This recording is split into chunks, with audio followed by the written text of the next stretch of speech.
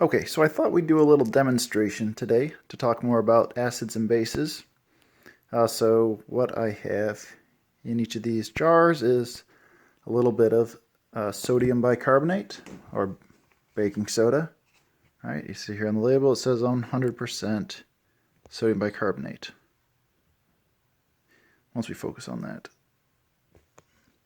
Okay, so I've added water here. So now as I swirl these, the sodium bicarbonate is going to be dissolved. So we're going to have free sodium ions in there and free bicarbonate.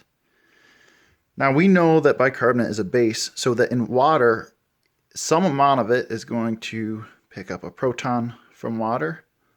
And it's also, since it has a proton, it can act as an acid. It donates a proton to water. But these are to rather small extents. And so for the purposes of this demonstration, we're ignoring that bit, and we're just imagining that we have bicarbonate ion in solution. So H3O8 or HCO3 minus. So we get those all dissolved. And so what I have are a series of 4 compounds that all contain a proton, a hydrogen, which means all of them can potentially act as acids. But they all have differing acid strengths, different pKa's. So what I have in for the first jar, this is going to be toilet bowl cleaner, 10% hydrogen chloride. And we have vinegar, that is 6% acetic acid. And here we have ethanol, 35%. It also smells like vanilla. And then acetone. And actually, this is kind of funny. The label here, if we can focus on that, it actually has the ingredients are acetone and denatonium benzoate. So that bittering agent that has actually come up several times this semester. They also add to the acetone, so when you're taking off your nail polish, you don't decide to drink some of the acetone. Okay, so these are actually arranged in order of decreasing acid strength. So hydrochloric acid has a pKa of -7. Vinegar has a pKa of about 4.7. And ethanol has a pKa of about 16. And acetone has a pKa of about 20.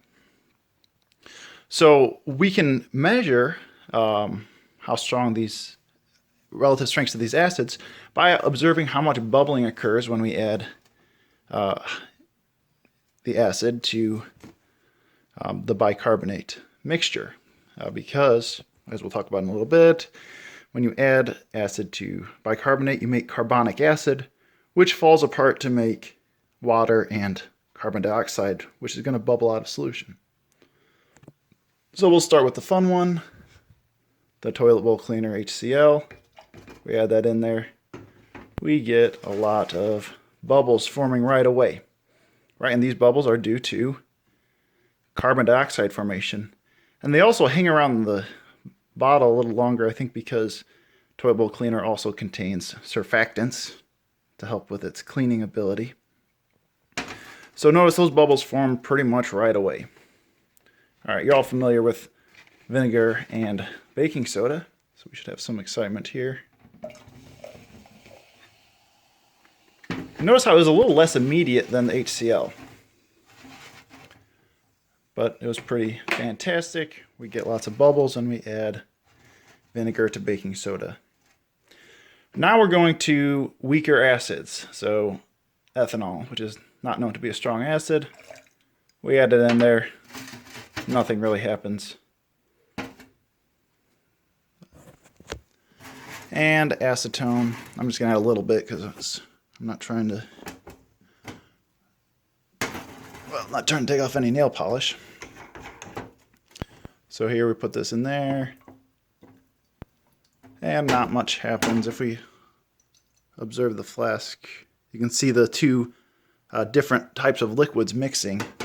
But other than that, there's not much going on there. So of these four, only the acetic acid and the HCl were able to cause bubble formation. So only those were able to protonate the bicarbonate. So let's talk a little bit more about why that is. Okay, so let's review these reactions on my high-tech copy paper and pen. So all these reactions are occurring with bicarbonate ion. And so the first reaction we did with hydrochloric acid, HCl, when this reacted with bicarbonate ion, we produced carbonic acid, H2CO3, and chloride ion. So HCl is the acid we put in. When it protonates bicarbonate, it makes carbonic acid as the conjugate acid. So if we compare how strong of acids these are, we see that HCl is over 13 orders of magnitude stronger of an acid in terms of pKa than carbonic acid. And so HCl is a much stronger acid. And so we can say that this reaction goes to completion. So this backwards arrow on this equilibrium is really not significant at all. All HCl we put in there reacts with bicarbonate to produce carbonic acid. Now, the fact we made carbonic acid does not explain the bubbles, so just to remind you all, when you have carbonic acid in solution, it produces, or it falls apart to make water and carbon dioxide. This is not focusing. And so carbon dioxide, of course, is a gas. Some of it stays dissolved. A lot of it bubbles out of the solution, like we saw occurring. So that's how we can monitor the formation of carbonic acid in these reactions. Just as a side note. Okay, so then when we used acetic acid, we reacted that same base, so we make the same conjugate acid, carbonic acid. And then we make acetate ion as the conjugate base of acetic acid. Once again, acetic acid has a lower pKa than carbonic acid. Now they are a little bit closer, but it still is about 100-fold difference in pKa, 2 orders of magnitude. So acetic acid is going to mostly convert all of the bicarbonate into carbonic acid. So products are going to be favored in that reaction, and we saw evidence of that through CO2 formation. Okay, what about when we got to the other two acids? Right, so here's ethanol, CH3CH2OH. It has a pKa of 16. Now all of a sudden, we have a weaker acid than carbonic acid, and in fact they're about 10 orders of magnitude difference. So this reaction is really favored, or really favors the left-hand side, to the point that we would say that this reaction doesn't really happen. So there is no carbonic acid being formed by ethanol, because that difference, it's because ethanol is such a weak acid compared to bicarbonate ion. And finally, if we look at acetone, CH3, C double bond O, CH3, reacting, it's an even weaker acid, pKa of 20. Now we're looking at 14 orders of magnitude difference, and we see that there is, as we saw, there was no reaction. And so this reaction also, once again, does not really occur because the differences in the pKa's are so huge. So kind of a general rule of thumb is if the difference in pKa is greater than 10, this equilibrium is going to lie entirely on one side. So for these second two examples, the reaction doesn't happen because the weak acid is on the left-hand side. In the case of HCl, it goes totally to completion because the weaker acid is on the product side of the equilibrium.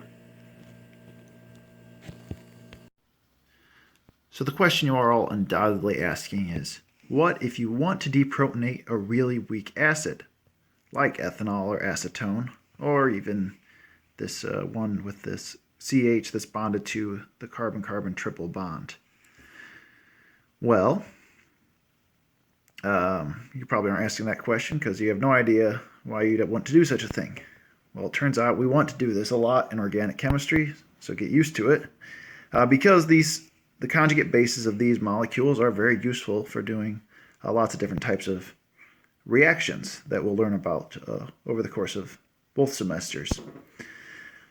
So if we want to remove that proton that's not particularly acidic, we need the conjugate base of a really, really weak acid. So the conjugate base of a really, really weak acid is a very strong base. So I think we could agree that ammonia, NH3 at pKa 36, and methane, CH4 at pKa 50, are both very strong, weak acids. So thus their conjugate bases, sodium amide and methyl lithium, are both very strong bases. So if we take sodium amide and react it with that carbon-carbon triple bonded CH with pKa 25, we are going to generate ammonia, pKa 36. So we're making a much weaker acid, so this reaction is going to favor the right side and go to completion because this is a pretty big difference in pKa. So is this compound a strong acid? Well, no, not really, but you put it with a strong enough base and it will give up that proton. So we're going to see this time and time again, and I would recommend working on some of the homework problems in the acid-base section to get a good feel for doing these types of problems.